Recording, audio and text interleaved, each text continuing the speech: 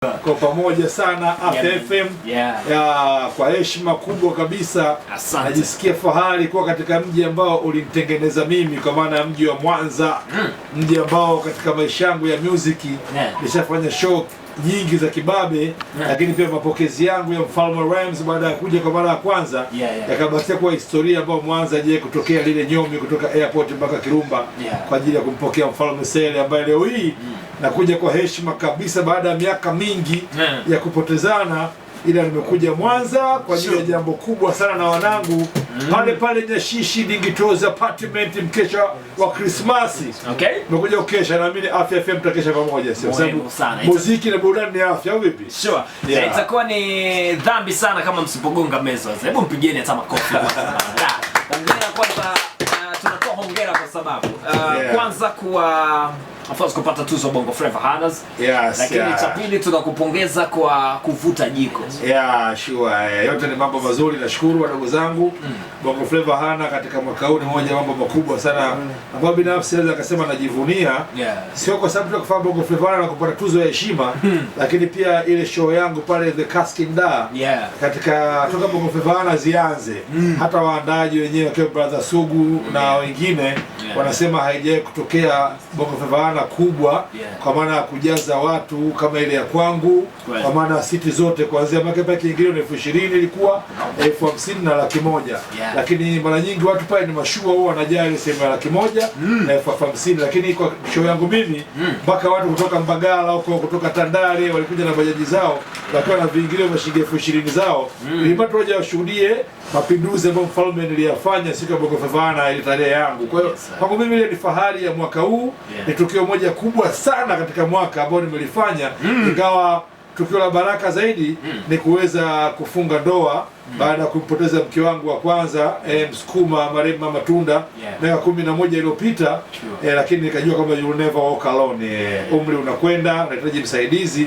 Ila mwaka huu pia umekuwa kihistoria baada ya kufunga ndoa ambayo imebakia kuwa ni ndoa bora ya mwaka pale Morogoro. Mastaa wengi sana. Ilikuwa kubwa, upendo ulikuwa. Hongera. Asante. Mimi niwe mkweli, ni mara yangu ya kwanza tunakaa hivi tunapiga story. Mara story zako nazisikia kwa mabrother kama kina Sugu na Icho Ticho wanao. Kina Sugu, kina Sogi Dogiata, Chief Rubanyika.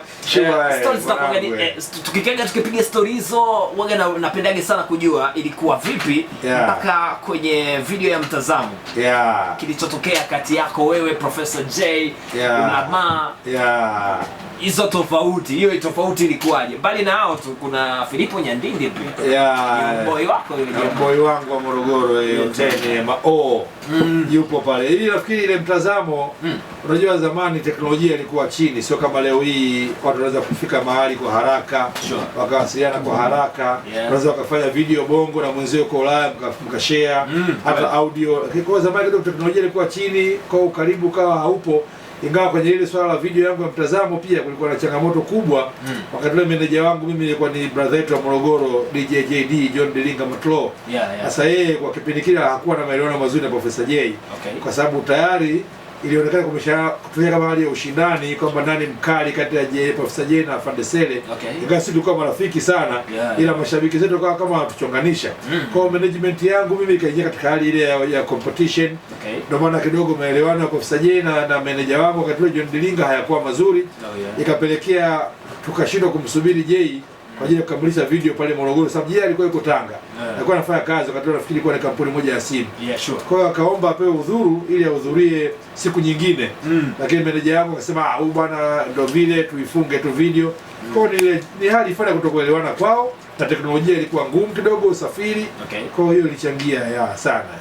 Bana hongera sana kwa kuishape game ya muziki. Ingawa bado unaweza kukubali mpaka leo pamoja na changamoto hiyo, ila hata mashabiki wanakiri, baraza la sanaa wanakiri kwamba ile Mtazamo ni wimbo wangu. Of course upo album yangu kwa Kimoyondo, upo ile wimbo ni wimbo wa mali yangu ambao nimeshirikisha Professor J na Solo Thing. Inabakia kuwa ndio collab bora ya Bongo Flava ambao toka Bongo Flava ianze hakuna collab bora kama ya Mtazamo, kwa mashabiki mpaka watu wa media na mpaka vyombo husika kama Basara wanatambua hilo. Kwa pamoja je hakuwemo, lakini wimbo wetu umeendelea kuwa bora hadi leo. Mtazamo nikiupiga kesho pale Nyashishi, lazima watu watakaposimama lazima waseme hakuna S bila O, hamna anayekaa chini. Ni mtazamo tu, mtazamo. Wasikasirike washikaji. Zinafuata project nyingine kali hapo. Napenda kujua kulingana na jinsi ambavyo ulisaidia kizazi cha Morogoro kukaa kwenye meza. Na stand nilikuwa napiga story na alikuwa ni Dito, Lamek Dito. Sema ukifika Morogoro itakuwa ni dhambi sana usipomtaja Afande Sele kama miongoni mwa watu ambao wamekuza ama wamesaidia vipaji vya Morogoro kwenda pale. Mbali na Lamek Dito, ni watu gani wengine ambao walishiriki ama uliwasaidia kufikia ndoto zao? Of course kwenye music tulikuwa wengi. Kwanza lazima watu wajue historia yangu. Kina Dito alikuja baadaye na kundi la watu pori, ila nyuma yao kulikuwa na Ghetto Boys. Lakini nyuma ya Ghetto Boys nilikuwa nafanya kama msanii solo artist ambaye nashirikiana na mdogo wangu ambaye ndio Digitozi. Ila baadaye nilikuwa na DJ wangu ambaye unamuona Karimo Mali KO Legend. Yeye ndo akasema naye umeshatoa hii, umeshakuwa mkubwa, hii nyimbo acha kupiga mayowe, nimekupeleka juu, ndo single yangu ya kwanza. Kwa hiyo kwa sababu huwezi kubaki wewe na Digitozi peke yenu, wakati Digitozi anafahamika kama MP au Jabali Mwamba pale Morogoro. Ni exclusive kabisa kwa Jabali Mwamba. Sasa akasema kwa nini kusiwe na crew? Sasa akatoka yeye, alikuwa na washikaji zake alikuwa anaishi nao zamani Arusha, ndio kina Kasaboy. Akamleta Kasaboy kwangu, Kasaboy na pacha wake Kianga Songa. Baadaye wakaja na mshaji wangu wa karibu mdogo wangu Juma Mjivuni au Juma Mchizi, ndio tukaunda Ghetto Boys kwa mara ya kwanza. Kwa wao walikuwa ni familia Ghetto Boys, lakini kwa na msanii mmoja wanakuja tunasupportiana. Kwa mfano tukisema kuzungumza na Doli 9 kwenye mikono yangu walipita kina Stamina, hata kama tujaimba nao tulishauriana nao, kina Bwana Samu, umeona bwana. Kwa hiyo hamna artist wa Morogoro, na leo naona niko na MC Hamza Konki, mtu ambaye ni bingwa tuseme katika wanaofanya singeli ni wengi. Singeli ni mziki umekwenda vizuri sana, lakini ukienda kwenye stage za singeli hakuna msanii wa singeli either wadaa au wapi ameweza kufanya performance ya live show kama huyo Hamza Konki. Ndio maana tumekuja naye Mwanza ili Mwanza pia aweze kuiona singeli. Ni singeli ya adabu, lakini singeli ambayo ina ukubwa wake jukwani. Kwa wote wanapita kwenye mikono yangu. Kwa Hamza ni kama mjukuu au kitukuu, ila wamepita wengi sana kwenye mikono yangu mpaka tumefikia hapa. Ikiwa kina hoteli wenyewe nilifanya nao kazi kwa beba kufika pale juu. Kwa kwangu mimi Morogoro nimeipa heshima, na naamini Morogoro naidai, hainidai. Unaidai? Naidai Morogoro.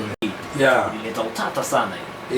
Ni kweli, lakini sio ile tu. Hata leo ukienda kule Marekani, Trump ameshinda, akiwa anasema wapinzani wanasema huyu sio. Hata ukija hapa ni malalamiko katika mambo yote waga yakosekani. Kwa uzuri ni kwamba bado walikuwa wanalalamika wote. Hata leo nachunguza kwamba kumbe hawakufikia ubora wangu, kwa sababu nje ya kuandika mziki tu, lakini mziki wako umesaidiaje jamii? Kwa mfano nikwambie, mimi niliandika nyimbo kama Malaria. Nyimbo ya Malaria imekuwa kuwa bora mpaka kesho. Na mimi niliumwa malaria. Niliandika kwa ajili ya kipindi ambacho malaria ilikuwa inaongoza kwa kuua watu. Watu walikuwa wana tahadhari nao, walikuwa hawana. Lakini ikasaidia malaria ikashuka sana kwenye nchi yetu kutokana na wimbo wangu. Ila na wimbo wangu kama nitapata ukimwi mimi nitakuwa wazi, kama nitapata ukimwi. Ndio ulikuwa wimbo wa kwanza kwenye jamii yetu kumzungumzia mwathirika na kumpa hope. Watu wakawa wamezoea kuimba ukimwi ni hatari, ukimwi unaua, ukimwi vile. Wakati huo ukimwi tayari upo na watu wanao. Kwa mimi nikasema kwa nini tuendelee kuwatisha? Je, hamna njia nyingine ya kuwafariji watu wenye ukimwi? Ndio nimekaja na wimbo kama nitapata ukimwi. Kwa watu wale waathirika wakaanza kuwa na matumaini mapya, kama tunaweza tukaishi. Lakini kuna nyimbo kama vile wakati kulikuwa na shida ya muungano Tanganyika na Zanzibar. Zanzibar sio nchi, Zanzibar sio fanya. Mimi na nyimbo yangu kama zenji ni nchi mbona haina mabalozi wake, kama zenji si nchi mbona ina mamlaka yake. Vile ndani nikaongelea muungano wetu kwa undani kabisa, kama nchi nzima ikatulia. Baadaye kaja ugomvi wa dini. Hadi Geita kuna watu walikufa kama watu Waislamu watakawachinje, Wakristo si wachinje. Mara sijui kwa kujulia kitabu cha mwenzie, mara si kama geotendikali, kani ugomvi wa kidini. Wanasiasa waliongea watu lakini wakashindwa. Mimi nikaja na wimbo wangu dini tumeletewa. Hapo zamani za kale, kabla ya ukoloni, kabla ya kuja wageni, ile dini tumeletewa ikaifanya nchi ikarudi pamoja, wananchi wakaelewa, kila mmoja akaheshimu imani ya mwenzie. Mpaka leo ugomvi wa kidini haupo. Hata ukija na mambo yako ya kidini Tanzania, watazana kwamba wewe pumbavu, ni sasa tugombane kwa ajili ya dini. Sisi tunapendana, unajua. Kwa unaweza kuona kwamba nyimbo zangu nyingi zilibeba yale maudhui ambayo yalifanya jamii ikaondoka kwenye hatari ikaja kwenye usalama. Ni kweli. Mbona kwa mimi nadhani nilistahili kuwa mfalme, ingawa kale nilivyokuambia. Mtu anayenipinga anakuta anaimba labda tuseme nataka kumzungumzia mtani wangu Sogi. Hasa nataka mimi nisiwe mfalme au naimba kibanda cha simu. Leo kuna kibanda cha simu duniani? King. Ndugu zetu tueleze. Leo kuna kibanda cha simu? Hamna. Lakini Darubini Kali mpaka leo naona. Mpaka leo naona. Na wazungumza mpaka leo anaishi. Kweli. Mambo ya dini mpaka leo yanaonekana. Ni kweli. Kwa unaweza kuona kama walio nipinga hawakuwa na uwezo wangu. Sema ndo kawaida siku zote msafara wa mamba na kenge hizo wanakuwa pembeni. So, na hiyo ina prove kwamba wewe ni mtu ambaye haupitwi na vitu vingi. Vitu ambavyo vinatokea kwenye jamii. Na ndio maana ya msanii kioo cha jamii, lazima udili ambao jamii inahusu moja kwa moja. Huwezi kuwa tu msanii wa kila siku wewe kucheza tu hivi, kuonyesha vile, kila lazima muda fulani unaizungumzia jamii yako inafanya vipi, inaishi vipi. Mimi nafikiri ni sehemu ya hip hop. Sugu aliwahi kusema kwamba moja kati ya sababu ambazo zilifanya wao wakae ama nyie kizazi chenu mkae pale kwenye map na kutengeneza mkwanja na wengine kupata fame na vitu kama hivyo ni kwa sababu ya ngoma ambazo zilikuwa na ujumbe. Akasema watu wengi sana wa sasa hivi sio tu wasanii wa hip hop, hata wasanii wengine wa muziki mingine ni ngoma zao nyingi ni zile ngoma za kusikiliza kama mtu anatafuna jojo, kwamba zitakuwa ni tamu lakini kadri anavyozidi kutafuna zinaisha utamu. Kwamba ni ngoma za muda mfupi, hazina ujumbe, ni zinawafanya tu wawe mastaa, baada ya hapo kila mtu anaendelea na biashara zake.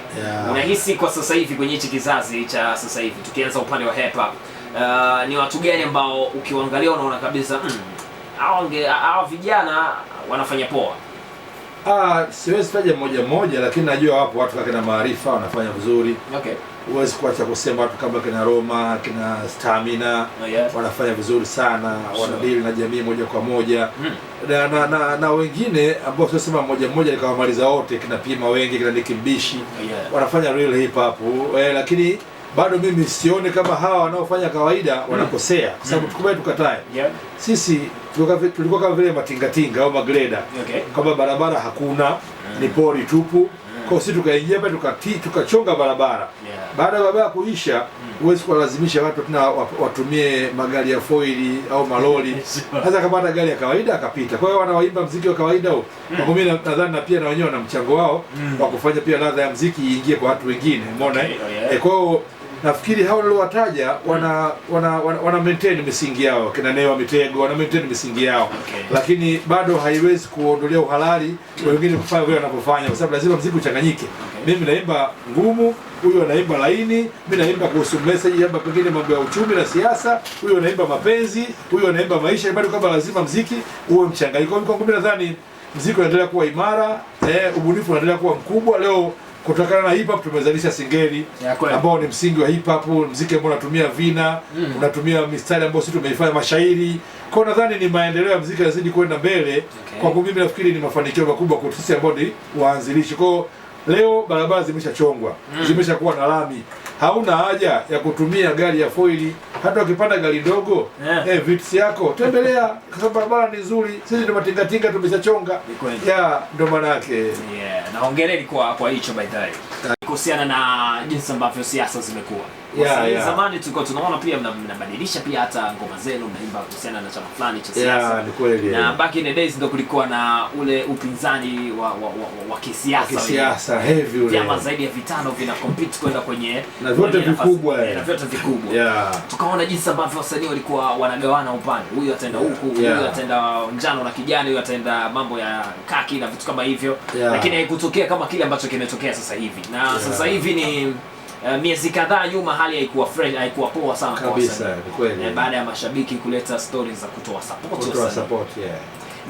Nini ambacho unaweza kushauri kama legend ambaye umepita kwenye nyakati zote hizo? Mimi nadhani mashabiki kusema hawasupport kazi za wasanii sio wanasema bila sababu, wana sababu. Sababu ambazo wasanii wenyewe wanazifahamu. Lakini naweza akasema kwa uwazi kwamba ni sababu ambazo wametengeneza wasanii wenyewe. Huwezi kuwalaumu serikali au si chama fulani kimewatengeneza. Labda niseme ni yule showbo tu wasanii wenyewe, sababu hakuna msanii ambaye kakatazwa kustick kwenye ukweli. Sababu hata hao viongozi leo kimsikia waziri mkuu Septemba anaongea ukweli, bwana mambo ya rushwa hatutaki, upigaji mimi sitaki. Maana unajua kwamba wanakemea, hata rais mwenyewe Septemba anakemea. Sasa wewe msanii ukiwa unaona sasa wasanii wao wakavaa ule uchawa sasa kwamba anaamini kwamba hastahili kukemea mabaya. Anatakiwa kusifia hata kama ni nyekundu anasema nyeupe.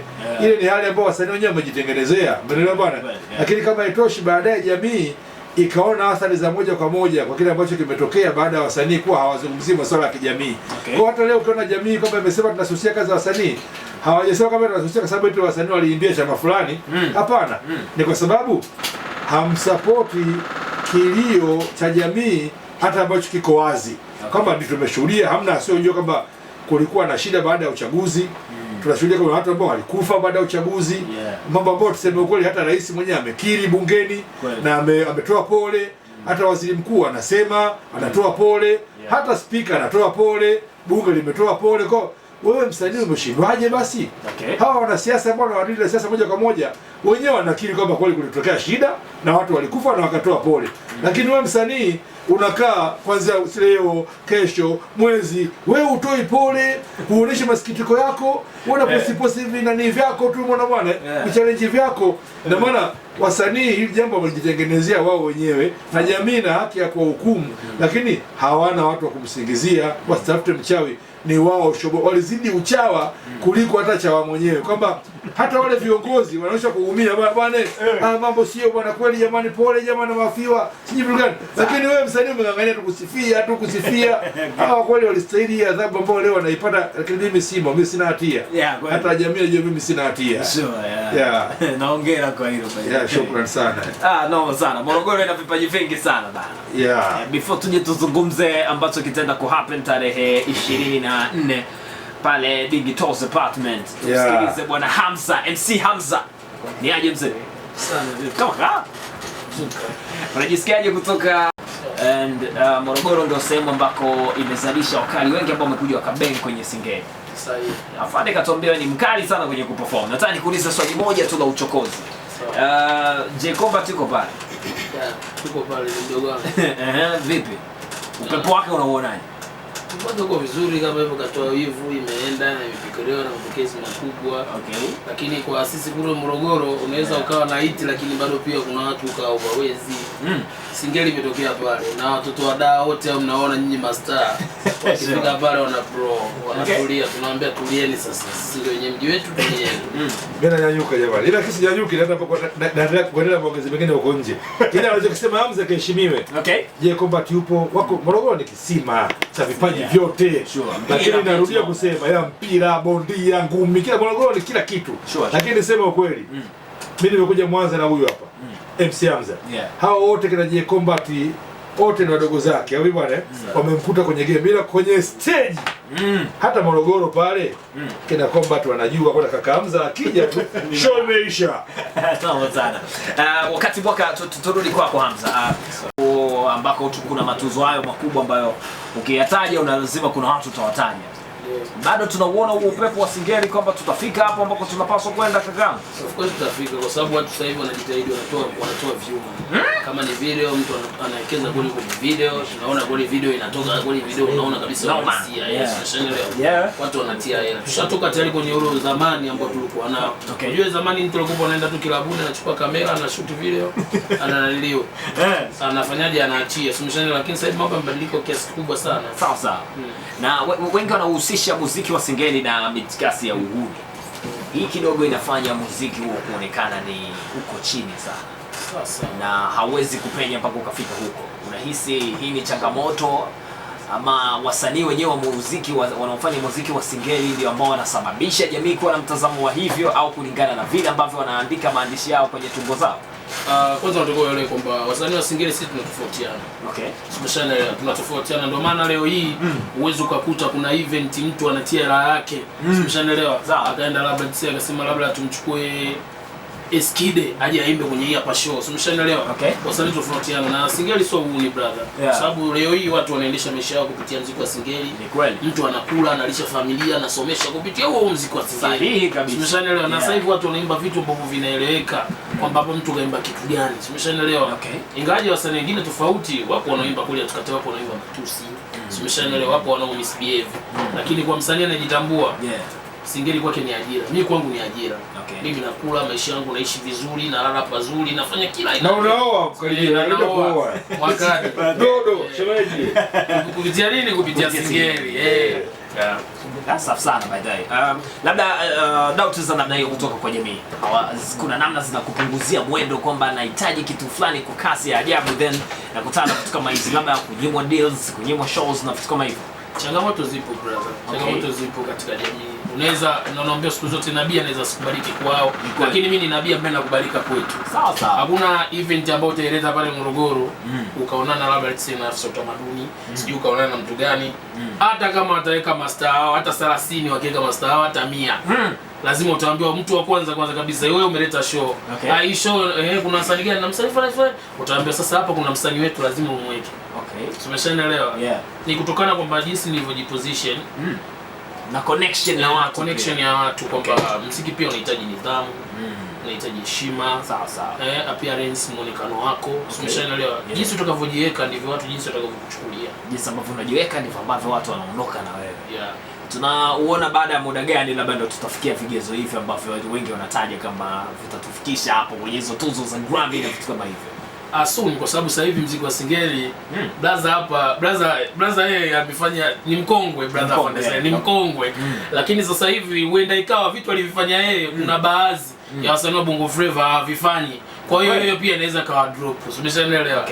Na Singeli sasa hivi utaweka pale msanii wa Bongo Flava ndio atamsikiliza, ataimba, atafanyaje, lakini watu wakishasikia ile beat inapigwa huko wanachanganyikiwa. Yaani tuseme muziki wa Singeli kama una chembe za ushetani. Nimekuelewa vizuri. Tuzungumze kuhusiana na endorsement. Mara nyingi hata watu ambao ni wawekezaji, ni waoga, unahisi ni kulingana na jinsi ambavyo jamii inachukulia au muziki wenyewe bado haujatanuka kwenda huko ambako wengi wanawaza kwamba tupate hela kupitia muziki fulani? Sasa hivi ilikuwa zamani. Kwa sasa hivi mtu anatia hela na anaangalia msanii ambaye anafanya naye kazi. Uwezi leo hii brother ukamchukua msanii ukasema hapa mimi naekeza hela yangu, msanii ajue kuimba, msanii akae chini kuandika au kutunga mistari. Kwa hiyo unategemea hata ukiingiza hela utapata hela kweli? Hapana. Unaelewa? Kwa hiyo hata kama mimi ni tajiri naangalia na mtu ambaye naenda kufanya naye kazi. Naomba sana. Naambiwaga kwamba wana Singeli hapa, wasanii wa muziki wa Singeli wamejitosheleza sana kaka. Bila shaka. Like ikisikika beat ni wanoma sana. Kila kitu kinawezekana, lakini nategemea na hiyo beat. Kakangu naomba uweke headphone unisaidie kutoa max hapo. Itabidi unisaidie kutoa max kwenye hiyo beat. Hiyo beat ambayo unaisikiliza hapo. Itabidi tutoe max. Tunaondoka kaka. Hii hapo. Let's go. Hey. Anaitwa MC Hamza bana. Hey. Alo lilolo, mwenzako nina maradhi ya moyo. Alo lilolo, usiniache nimekuwa poyoyo. Nadhani nilifurahi mimi kuniaibisha. We DJ, we piga makofi makofi mako, we piga miruzi miruzi miru, we piga makofi makofi mako, we piga miruzi miruzi miruzi. Ni pepo zaidi ya punda, we kwa nini kampanda? Na kila anapo switch simshiki hata kwenda, simshiki fimbo wala simvuli mikanda, kwa midundo ya biti na Mwanza watapenda. Inabidi iwe fupi au fupi ili iwe kali. By the way, nataka kujua kuna mtu tulipiga naye story by the way. Ni kijana anafanya muziki wa Singeli, anaitwa Mchina Mweusi. Akasema kwamba kuna tofauti ya wanamuziki wa Singeli. Kuna wengine ni wazuri kwenye freestyle na wengine ni wakali kwenye kuandika. Nataka kujua ili tupate tungo kali ya muziki wa Singeli, ni bora uwe mzuri kwenye kuandika au uwe mzuri kwenye freestyle? Sasa unaweza kuwa mzuri kwenye kuandika afu live show kama mbaya. Okay. Na watu wakija kwenye live show hawataki kusikiliza nyimbo, wanataka kusikia unafanya kitu gani. Je, hela yetu nililipa 10,000 mlangoni. Je, 10,000 nilolipa ni sahihi? Mfano kama mimi hapa, mimi nimekuja niko full. Hapa Mwanza niko full, niko mimi na DJ wangu, tuko na dancers, umeshanielewa? Hapa mmenipigia beat ambayo nyinyi mmeitengeneza, umeshanielewa? Yeah, sure. Maana yake hiyo beat mlionipigia nyinyi, mimi siimudu, siwezi. Kwa sababu gani? Mimi na mistari yangu tofauti na beat naimba tofauti, umeshanielewa? Ila pale kwa Dingitozi leo tutakuwa kesho tutakuwa tuko live, na pale leo tutakuwa na sound checks. Umeshanielewa? Tuko leo, tupo kesho, uende kama tuko kesho kutwa. Tutafurahi sana nikiwaona. Na imani kuna vitu vikubwa sana mtavipata. Sure. Lakini kuhusu mchina mweusi kusema hicho kitu, unaweza ukawa mwandishi lakini usijue nini unafanya. Sasa. Umeshanielewa? Watu wanaandika blaza. Unaona hapa tulipoka, unaona ukiingia pale Dar es Salaam kuna watu wanaandika na wanaimba, hawajulikani wanatoka lini. Ila pale pale da kuna wasanii wakali na ni wakali wa live show na anatunga kweli kweli. Umeshanielewa? Kwa kuandika sio ndo kusoma. Kwenye muziki wa Singeli mtu anataka kuona live show kweli unaondoka na gharama. Kweli ni gharama analibeba. Okay. Nataka unitajie majina ya wasanii wa muziki wa Singeli ambayo wewe huwa unawasikiliza like hawa ni nawasikiliza na nakubali pia. Mimi nawasikiliza sana watoto wa nyumbani kwa sababu pale nyumbani wanaimba vitu ambavyo vipo katika jamii ambavyo vinatuzunguka, ni kama kwenye mahusiano, wanalenga mahusiano. Simeshanaelewa, lakini kwa Dar es Salaam hapo baadhi ambao nawakubali. Siwezi nikawataja, lakini kwa Morogoro kuna JTMC, kuna Basley Boy, kuna Trofanizer, kuna Kidensa, kuna J Combat mwenyewe. KPzo so sana. Kwa hao vijana ambao wasikiliza. Na huko duniani utaki kabisa. Yaani hao wadogo zangu ni balaa. Wanaita kaka mkubwa mimi. Hao wadogo zangu ni balaa. Yaani mimi nikisema siku nakuja Mwanza, TikTok watu wanaona nafikiri. Wanaona mabalaa vipande vyao vinavyoenda na wengine mpaka wanaiba vipande au huko wadau kwa wanaiba mpaka vipande. Ili mradi tu kwamba kujisogeza waende katika position fulani. Ili swala la wizi mara nyingi linatokea labda ni kulingana na mistari ambayo umeifanya labda stajini au mistari ya kwenye ngoma kabisa mtu anabeba anaondoka nayo. Hamna, unajua mtu kuimba live show nyimbo ya mtu sio shida, ila shida kwenda kurekodi nyimbo ya mtu, kipande cha mtu, hata kama umekisikia live show. Kama alishakifanyia kazi wewe kwenda tena kukirekodi unakuwa sio, ila live show kama tushaenda show moja na Dula Makabila, wasanii tuko backstage kaimba nyimbo za wasanii wote, sio leo ambao wako backstage. Sasa wenzake wanaenda kuimba nini? Kwa ni kawaida, lakini Dula atabaki kuwa Dula, labda Sholo atabaki kuwa Sholo, Hamza atabaki kuwa Hamza, Kidensa atabaki kuwa Kidensa, J Combat atabaki kuwa J Combat. Kila mtu ana ladha yake bro. Kwenye hicho kitu ambacho umesema alikifanya Dula Makabila unahisi ni kitendo sawa kabisa kwa kufanya, na labda aliperform baada ya kuomba like anaomba naenda kupita na mistari? Hapana, ni ile tu bwana. Sasa anayefuata sasa hivi ni Dula Makabila alivyopanda kaua zote. Simeshaelewa sana, nyinyi ndio mko backstage huko na nyinyi ndio mkaimbe. Kwa hiyo unachokifurahia kwenda kuimba hata kashakiimba. Ila msanii anayejiamini na kujikubali hawezi akawaza. Wewe ukipanda imba vyote vile unavyojua kwangu wewe imba. Ila mimi nikipanda nitajua nafanya nini. Naomba sana. Kaka, kuna maswali kidogo tu, ni ndio au hapana. Unamkubali ama haumkubali? Si ndio? Hapa kuna kumkubali kivipi sasa? Yaani kati ya wawili unachagua mmoja. Mchague mtu mmoja. Kwenye utunzi au kwenye kuondoka na mtu kwenye stage? Tuanze kwenye utunzi. Kwenye utunzi. Kwenye utunzi Dula Makabila anaandika vitu ambavyo vya kufikirika na kati, yani idea zake zinakuwa ni za moto sana. Namkubali sana hapo. Kwenye performance, labda live performance, Sholo ni mkali. Sholo then Balobalo na Sholo. Balobalo ni the best. Anaoma sana by the way. Kweli kuongea. Kwa kama kuna mtu atanifikiria vibaya atasamehe, au sio bwana? Yes sir. KO. Yeah. What's up my brother?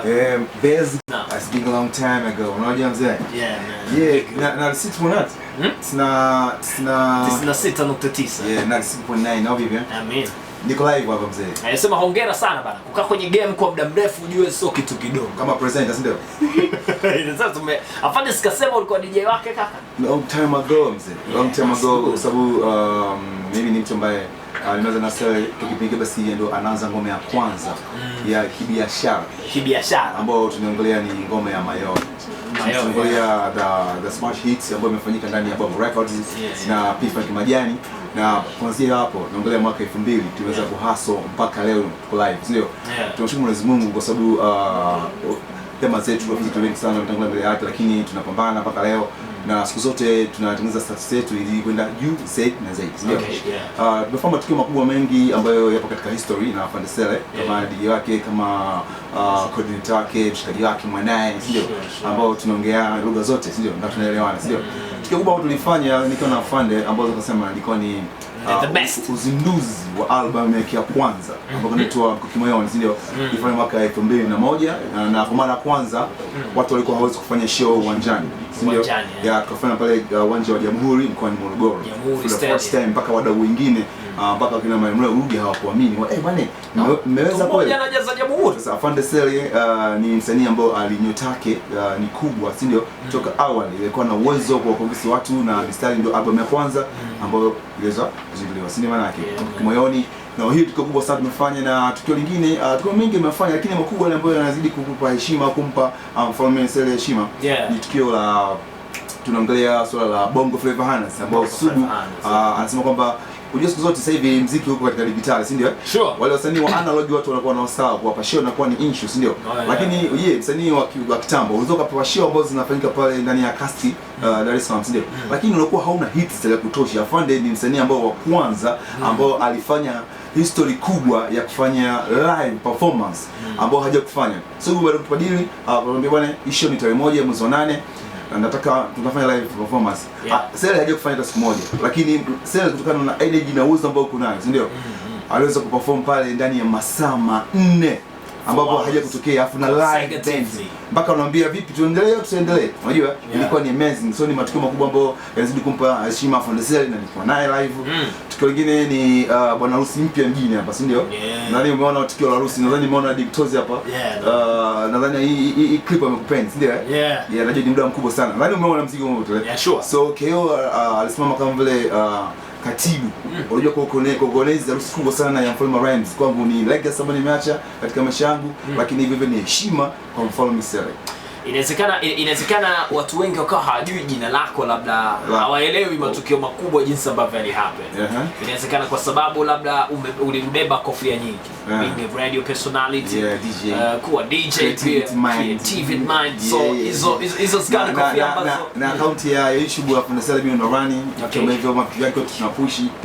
Kikubwa zaidi utakutana nacho tarehe 24 kesha wa Christmas. Inawezekana ikawa tofauti tukaiona hata wiki nzima ndani ya Digital's apartment. Napatikana Yashishi pale.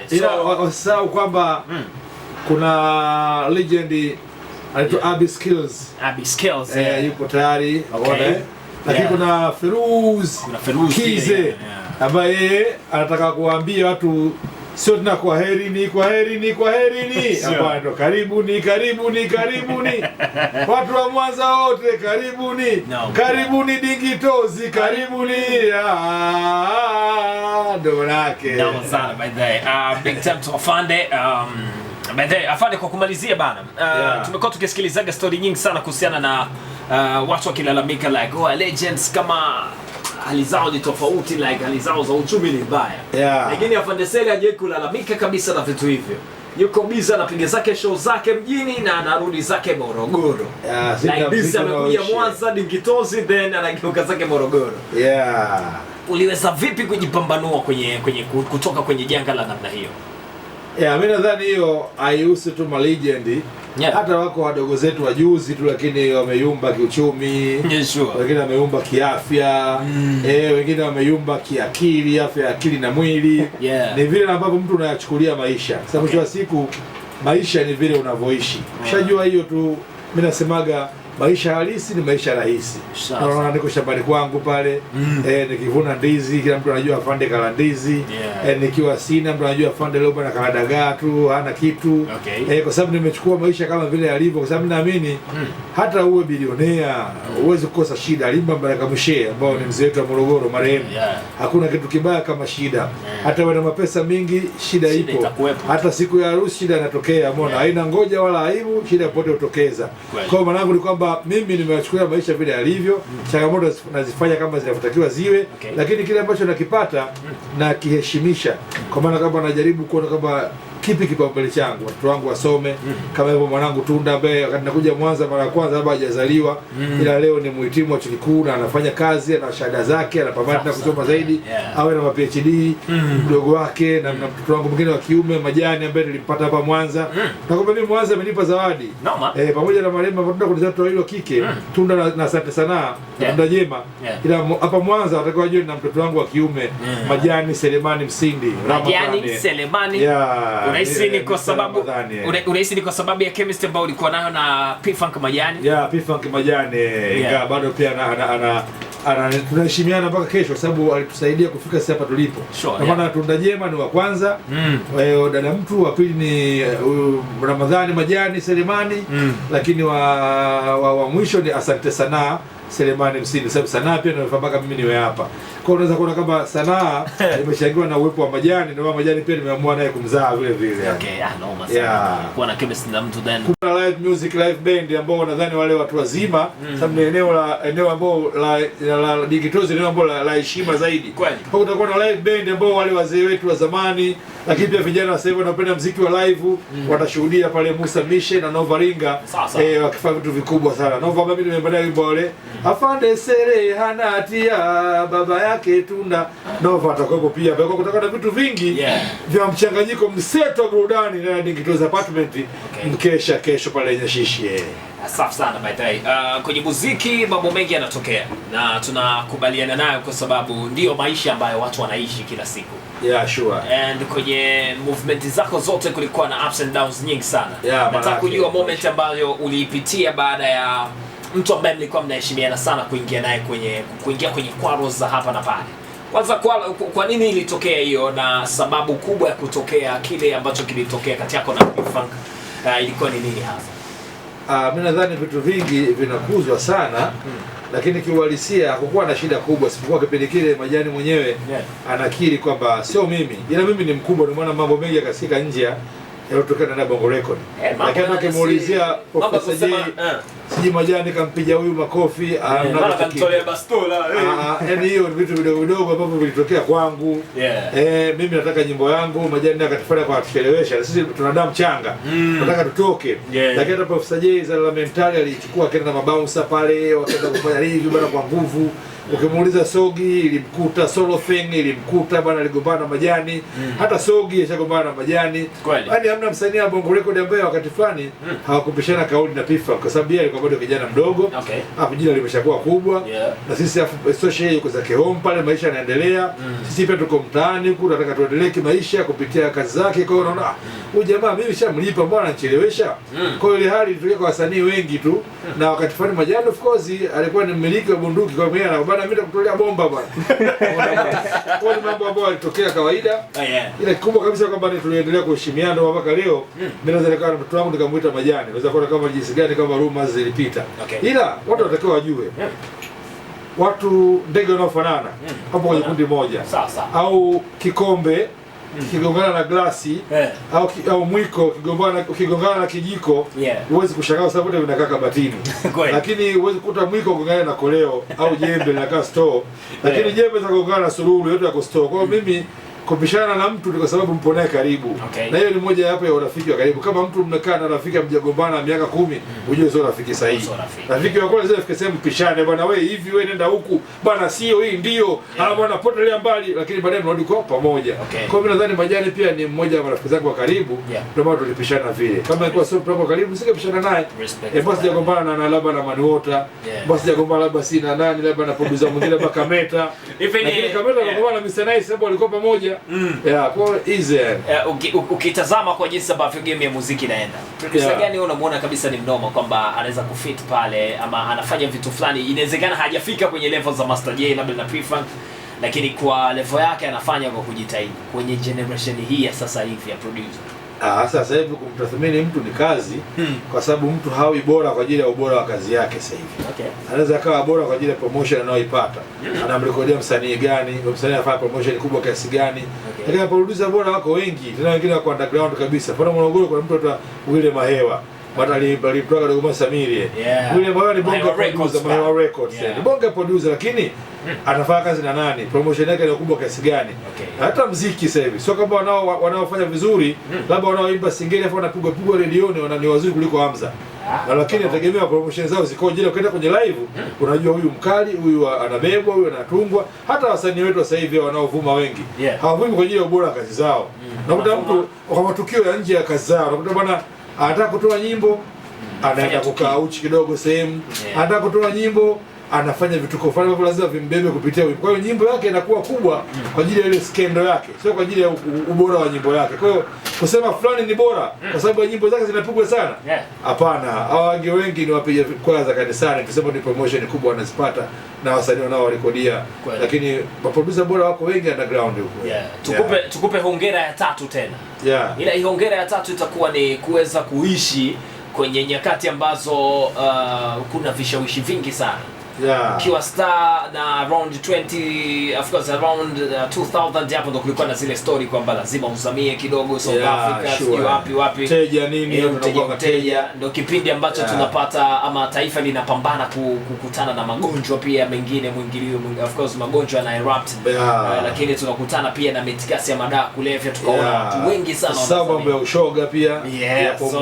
Tunakupa hongera. Ni kipi ambacho kilikufanya wewe ukaescape kutoka kwenye vitu vyote hivyo ukawa afande ambaye hata wazazi ukimtoa Professor J miongoni mwa wakali ambao walikuwa wanasikilizwa zaidi na wazazi na wanashawishi kwamba bana unasikiliza nyimbo ya Darubini Kali, yani kuwa msanii haimaanishi kwamba vae madude makubwa masikio si nini upini pwani. Tunataka kujua ni kipi ambacho kilikufanya ama ulifanya vipi mpaka ukaescape kwenye hiyo mitikasi yote? Mimi nadhani jina langu linaweza kumaanisha mimi naitwa Afande Sele. Tofauti na wasanii wengine jina majina ya fulani lakini sio fulani. Mimi kwanza nimetokea Jeshi la Wananchi wa Tanzania. Atakaje katika umri wangu mdogo nilijiunga na Jeshi la Wananchi wa Tanzania. Nikafanya pale depo na mimi mshahara wangu wa kwanza kulipwa kama ajira. Nimelipwa mshahara wa JWTZ. Sasa ukisikia Jeshi la Wananchi linafundisha vitu vyote. Sio tu kukomaa kwenye maadili yako, kukomaa kizalendo, lakini kukomaa kwenye masuala ya kimaisha ya kawaida nje ya sanaa. Kwamba kama hapa mfano amekwama, unatumia akili na nguvu za kijeshi ambazo nilifundishwa na jeshini zikanifanya niweze kushinda majaribu mengi. Ni ile hali ya kupitia JWTZ. Ile naweza kusema katika maisha yangu sijadumu jeshini muda mrefu, lakini naweza kusema na mambo ambayo najivunia sana na mimi ni kupita katika Jeshi la Wananchi ambao ni moja wapo majeshi ya duniani yenye nidhamu ya hali ya juu na maelekezo ya hali ya juu. Jeshi la Wananchi wa Tanzania JWTZ. Kwa hiyo ule uafande na sio tu uafande wa JWTZ ndio umenifanya mpaka mimi leo nimeendelea ku maintain na kufanya muziki ambao umeendelea kuishi na kuheshimika mpaka sasa. Ni Jeshi la Wananchi. Hongera kwa hiyo. Nashukuru sana. Sio kitu kidogo. Sio kitu kidogo kusema kweli. Kwa makamanda wenzangu wote nasema asanteni, sababu pia na wenyewe pia wanasema mimi niko nje kwa niaba yao. Hata leo wadepo wangu wengi wako bana hapa kinaendelea hiki, lakini tunaamini wewe huko nje lakini huko ndani. Kwa hiyo nidhamu ya jeshi bado mimi naendelea kuishi nayo mpaka kesho. Ilikuwaje sasa mpaka ukatoka huko? Ni masuala nidhamu. Sasa jeshi nataka nidhamu ya hali ya juu. Na mimi kuna namna fulani nilipotoka kwenye nidhamu. Kwa sababu huwezi kukaa na watu wenye nidhamu ikiwa huna nidhamu. Lakini ile nidhamu iliyobakia nimeendelea kuishi nayo mtaani, ila ni masuala ya kinidhamu tu. Jeshi nataka nidhamu. Sio nidhamu. Nidhamu ya hali ya juu unaweza kama mwanajeshi. Kwa kama mtu kavaa combat kwanza usimchukue tu kama ni mwanajeshi alipo mshahara, huyo mtu ana nidhamu ya hali ya juu. Ndio maana kwa mwanajeshi bana. Safi sana. Karibisha nyote pale Nyashishi Digital's apartment, duniani kama mbinguni, kwa sababu burudani zake pale ni kama mbinguni. Kama una stress njoo lali Digital's apartment, utaamka asubuhi bichwa jeupe pe. I don't know my day. MC Hamza. Ndio niambie. Tuage kakaangu, tunapataje kwanza kazi zako? Kiingia YouTube andika MC Hamza Coach G, utapata kazi zangu, nyimbo zangu zote ziko pale, live show zangu zote utazipata ziko pale. Sasa DJ wako ongeage? DJ sio mwongeaji sana. Kazi yake inaeleweka. Anaenda kama DJ nani kaka? DJ Rise Touch. DJ Rise Touch. Lakini pia ni producer ambaye anaweza producer nyimbo zangu pia. Ni producer? Pia Haka itabidi tumsikilize kidogo. Ni aje mzee? Fresh. Toka. Wewe ni producer? Umekuwa inspired na Misomisondo au Pacheco Midundo au nani? Ni wewe tu yani umeamua kuwa producer. Hao wote hao. Wamewakuta. Unataka kutuambia Pacheco kakukuta, Misomisondo kakukuta, Mushizo kakukuta pia. Wote ukubwa jina. Naoma. Naoma sana. Tunajiona wapi, kwenye production ya muziki ama kwenye udj? Ambako tunapenda sana na unawishi unaona kabisa kwamba hatua zangu zinasogea. Najiona mbali. Jiona mbali kwenye udj au kwenye producer? Kote. Kote. Kwa sababu kazi ya huku ndo ya huku. Tumezoea kusikia DJ fulani featuring fulani. Wewe tuna project zako zitaendaje? Mimi project zangu na mwenyewe. No, unaimba pia. Kuimba sio sana. Na sana Instagram, Facebook tunakupataje mzee? Liza Touch Producer. Liza Touch Producer. I don't know man, Instagram kama Liza Touch Producer. Mwanetu anaenda kama MC Hamza. Big time bana na asante.